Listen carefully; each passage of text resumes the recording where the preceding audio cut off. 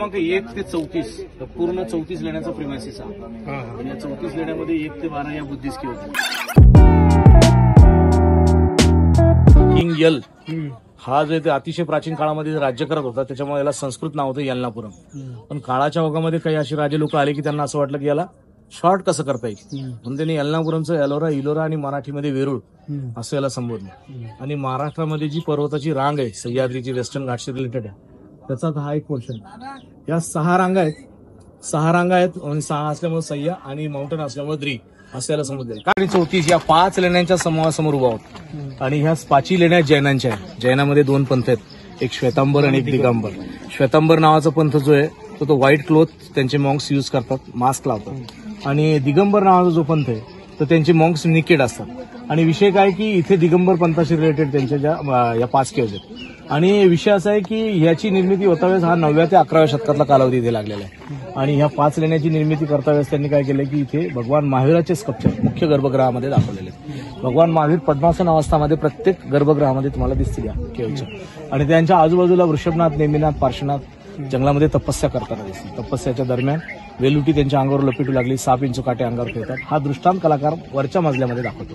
खालच्या मजल्यामध्ये खाली भगवान महावीराची चौमुखी मूर्ती आहे. त्यानंतर तो कीर्तिस्तंभ आहे ज्याच्यावरती यक्ष राजा त्यांच्याकडे कल्चर मधला यक्ष, परंतु काही लोक त्याला मातोंगा राजा सुद्धा म्हणतात. वरती गेल्यानंतर उजव्या बाजूला मातोंगा राजा आणि मातोंगा राणी तुम्हाला हे डेकोरेट केलेलं दिसेल. इंद्राच्या दरबारासारखा तो डेकोरेट दरबार आहे, म्हणून याला आर्किओलॉजिकल सर्व्हे ऑफ सालार जंग म्हणजे निजाम त्या काळामध्ये याला जे येतं त्यांनी इंद्रसभा असं नाव दिलेलं आहे. आणि इंद्रसभा म्हणण्याचं आणखी दुसरं कारण आतमध्ये एंटर केल्यानंतर एक हत्ती तुम्हाला दिसतो बघा. हत्ती जो आहे तो तुमचं वेलकम करतोय तिथे. आणि तो हत्ती ऐरावत सारखा दिसतो. ऐरावत हत्ती हा इंद्राचा आहे आणि म्हणून याला इंद्रसभा असं नाव दिलेलं आहे. आतमधलं पूर्ण डेकोरेशन बघितल्यानंतर त्याच लेणीमधून 32 नंबरमधून 33 मध्ये जाण्याचा इंटरकनेक्टेड केव्ज आहे. त्यासाठी तुम्हाला मोबाईलची टॉर्च ऑन करायला लागेल. तिथे फक्त 4 सेकंदाचा अंधेरी रस्ता आहे तिथे.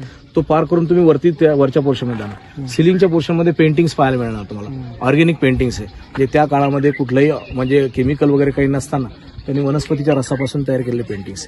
आणि ती पेंटिंग चांगल्या कंडिशनमध्ये पाहायला मिळतं. काही ठिकाणी जाळले गेले.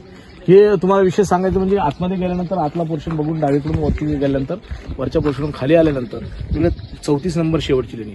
पण याच्यामध्ये दगड चांगला न लागल्यामुळे ते सोडून दिले. लेणीच्या उत्तरेच्या पोर्शनमध्ये वॉटर स्टोरेज सिस्टम आहे प्रत्येक लेणीच्या. कारण आपल्या वास्तुशास्त्रामध्ये उत्तरेचं पाणी क्वाईट आणि एकदम म्हणजे मानवी जीवनासाठी उपयुक्त ओळखला गेला, म्हणून ते त्या ठिकाणी त्यांनी स्टोरेज केलं. आता हे 2 वृक्ष आहेत इथे, हे वटवृक्ष आणि पिंपळ. पिंपळाचं जे थॉट आहे ना मी तुम्हाला बुद्धिस्ट केव्ज मध्ये सांगणार आहे, कारण पिंपळाच्या पानाचा आकार तुम्ही अगोदर पण बघितलेला आहे, पण मी मुद्दा म्हणून तुम्हाला इथे त्याला जे येतं पुन्हा दाखवू इच्छितो की या पिंपळाच्या पानाच्या आकाराबद्दल मी तुम्हाला तिथे माहिती देणार आहे बुद्ध लेण्यामध्ये. तोपर्यंत एक डेकोरेट कमंडल त्याच्यामध्ये गंगाजल स्टोरेज करतात असं आहे. आणि याची रचना जेव्हा त्यांनी केली ना तो पूर्ण चौकोनी आकार. गर्भगृहामध्ये शिवलिंग जो गर्भगृहामध्ये त्याला 4 बाजूने दर्शते, म्हणजे 4 बाजूनी जाऊन लोकांनी त्याची आराधना कराव्या दृष्टिकोनातून ते निर्माण केले. त्यानंतर हा जो दिसतो ना चबुतरा तुम्हाला इथे नंदी स्थित होता, याच्यावरती नंदी होता तो डिस्प्ले केला. त्यानंतर ते वाद्य म्हणजे समोर दिसणार Shivling non posted water storage system. लेणीच्या आतमध्ये गर्भगृहामध्ये शिवलिंग बघितल्यानंतर त्याच्या उजव्या बाजूला शिव आणि पार्वतीचा विवाह संपन्न होता. पण त्या अगोदर तुम्हाला सांगतो इथे प्रवेश केल्या सगळ्यात पहिले शिव आणि पार्वती कैलासावर बसले.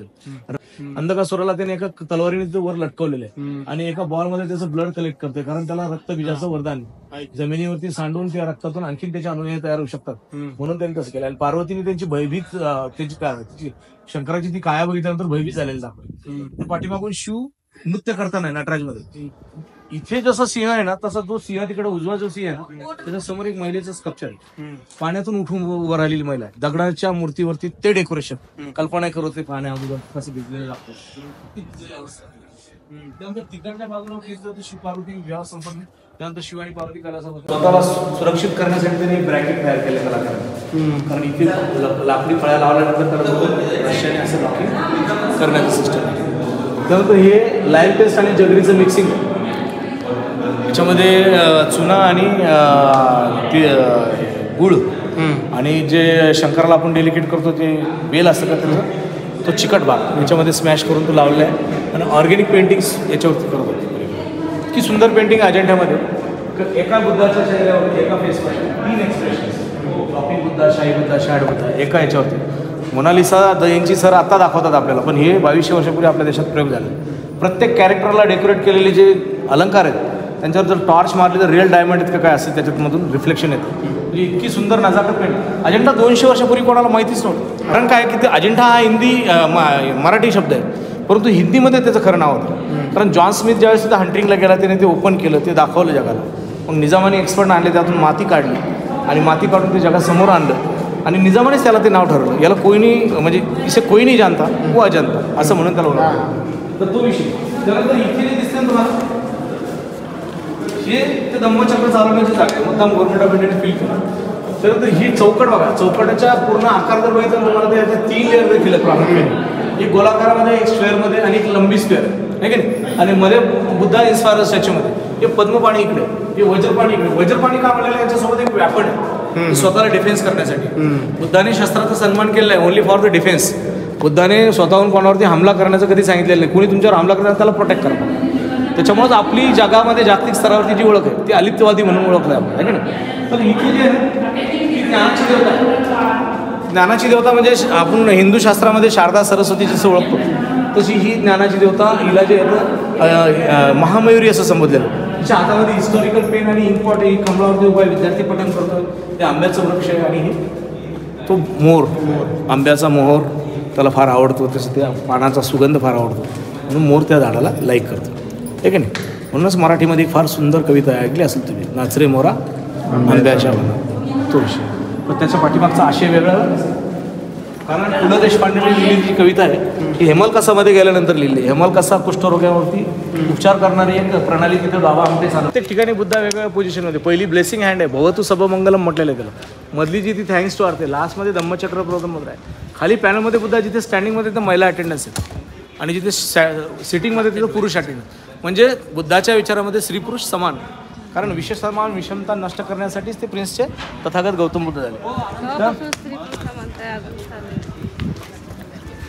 हे जे तो बुक स्टोरेज आहे, त्यानंतर हे समोरचं जे रिडिंग पोर्शन आहे ते 5 नंबर जे आहे ना, तर तो डायनिंग हॉल आहे. 53 मीटर लॉंग आहे तो. मिडलमध्ये 2 डायनिंग टेबल आहे, जेवणाची व्यवस्था आहे. मुद्दाम एक नदीच्या प्रवाहाखाली, कारण नदीचा प्रवाह हा पॉझिटिव्ह जाणारा विषय. त्याच्या खाली विद्यार्थी जो एनर्जी घेईल तो पॉझिटिव्हली खर्च करेल म्हणून ते निर्माण केले. कॅनोपीचा प्रवाह इथून जात होता. ॲक्च्युअलमध्ये ही एक निघणारी एक नदीची आहे.